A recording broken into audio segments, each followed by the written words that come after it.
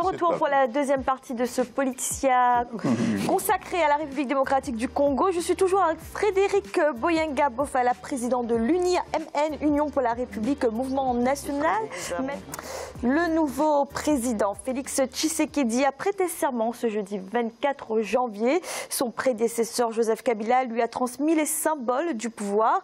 Une transition historique puisque première alternance pacifique du pays.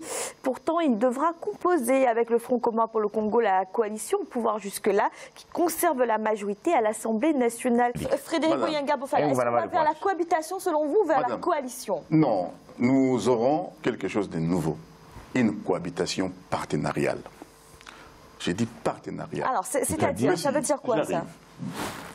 Le président Félix Tshisekedi a dit, avant l'énoncé des résultats, que M. Kabila et son groupement politique, c'est un partenaire en politique. C'est nos partenaires. C'est un partenaire, il a dit. Dans tout ce qu'ils ont dit, quelque chose qui est vrai, c'est peut-être cette fois que nous appliquerons vraiment la Constitution. Durant la période de M. Kabila, c'est vrai, il y avait la majorité présidentielle coïncidait avec la majorité parlementaire, donc il n'y a aucun problème. Voilà. Mais aujourd'hui, c'est vrai, lorsque nous allons appliquer la Constitution, c'est vrai que l'actuel président ne se laissera pas faire. Mais malheureusement, la Constitution est très claire. Vous prenez même l'alinéa 91 et l'article 91 alinéa 1er. Le gouvernement, en concertation avec le président de la République, détermine la politique de la nation. Toute la politique. Et vous venez dans l'alinéa 2, le gouvernement applique, conduit la politique de la nation.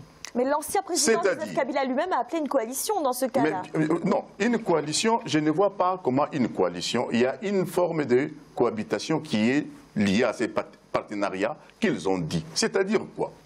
Aujourd'hui, ils se sont entendus préalablement que, voilà, je suis élu, je n'ai pas une majorité.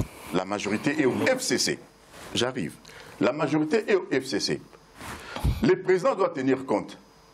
Ou c'est lui qui risquera de ne pas gouverner, ou c'est peut-être lui qui fera la politique de l'Assemblée, qui est le contraire. Je m'explique. Prenez cette constitution, madame. Il y a ce qu'on appelle des pouvoirs personnels du président de la République. À part la nomination d'un Premier ministre, mais cette nomination, il faut d'abord que le Premier ministre ait la majorité au Parlement. Le gouvernement ne peut rien sans une assise majoritaire.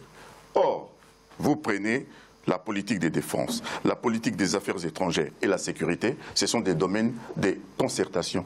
Alors, donc le président ne peut rien faire cette fois, sauf cette cohabitation amicale ou partenariale qui fera que il va appliquer quelle politique? Sa politique ou la politique de la majorité parlementaire?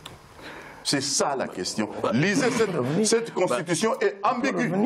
La constitution est ambiguë. Dans cette constitution, on a pris une partie de l'esprit de la constitution de la 5e République française et une partie, ça vient de beaucoup de constitutions. Cette fois, c'est peut-être cette fois, si le président est tenace, que nous aurons vraiment l'application de cette constitution. Mais